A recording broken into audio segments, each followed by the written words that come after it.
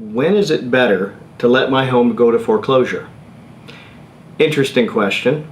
And in the September 3rd, 2010 Orange County Register, Mr. Eric Lewis had an interesting cartoon that really posed the question in an interesting light.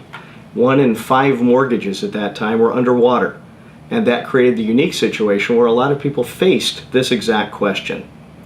Although going to foreclosure as opposed to a short sale is a rare advantage, it does exist. There are reasons why that makes better sense. What I'd like to direct your attention to, and all the things I'm going to talk about today, will deal with publication number 4681 from the IRS. That publication discusses cancellation of debt, foreclosure, repossession, and abandonments of property. It's only 24 pages long, and believe it or not, is one of the better written things that the IRS has put out. So I would direct you to that for the details that we'll discuss, but we'll talk in general terms as we go through our questions today. The first thing to know is that when you conduct a foreclosure, if you allow your property to go to foreclosure, at the end of that year you'll receive a 1099-A. That 1099-A alerts the IRS to the fact that you've sold your property. By sold, what the IRS intends and what they mean is that your property has been given back to the bank in exchange for the loan that was secured against the property.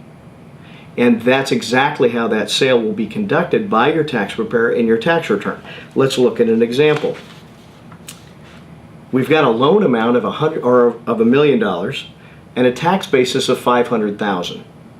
That simply means that this taxpayer purchased this home for $500,000, and over the course of time the home appreciated in value and they refinanced till eventually they have $1 million loan on the property.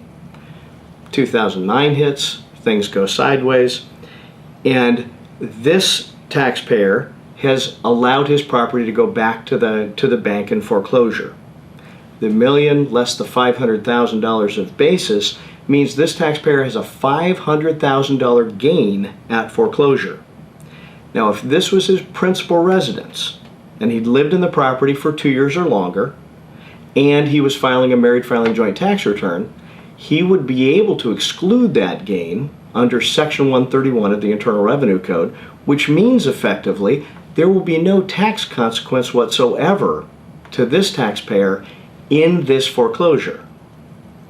Interesting situation. Let's change the fact pattern a bit, and let's take this same property through a short sale. So we have $1 million loan amount, a fair market value of $500,000, therefore debt cancellation of the other $500,000.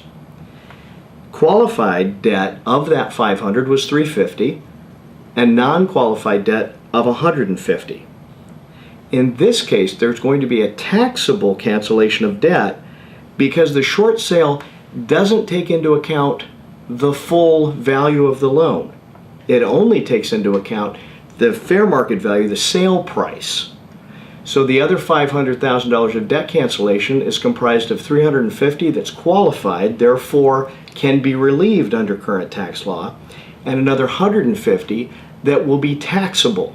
In this example, a rare example, but in this example, the taxpayer was better advantaged to allow the property to foreclose than to actually go through a short sale.